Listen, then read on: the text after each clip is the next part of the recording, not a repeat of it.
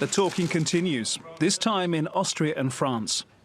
The meeting at the OSCE in Vienna, the Organization for Security and Cooperation in Europe, is the latest in a series of discussions aimed at diffusing the tensions on the Ukraine-Russian border.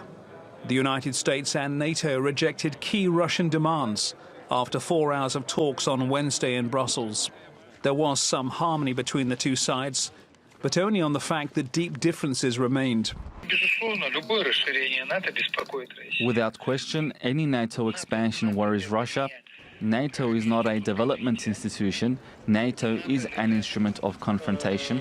The alliance was meant to be such an instrument. It was designed as such. Russia's demanding that NATO does not include Ukraine or Georgia as future members. Both are former Soviet states.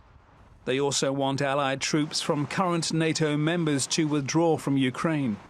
The absence of the EU from the Brussels talks raised some eyebrows, although the European Union is keen to stress that the pressure being brought to bear on Russia is very much a transatlantic alliance. We've had exchanges like we've never had with the United States, and so we don't have any complaints. We're in close coordination, and we have the reassurance that nothing will be decided or even negotiated with the Russians without close coordination with Europe and without the participation of Europeans. A point of divergence is that Borrell believes there should be no direct negotiations with Russia over Ukraine, while Moscow is massing troops at the country's border.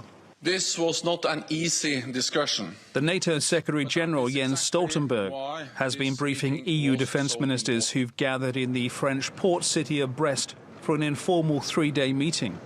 But the EU have warned of massive consequences in response to any further military aggression against Ukraine. And while the talking continues in various locations around Europe, the reality on the ground has remained unchanged for weeks. A massive military build-up of Russian troops and tanks on the Ukraine border, the threat of invasion, with the remaining hope that intense diplomacy can avoid the situation descending into conflict. Francis Collings, TRT World.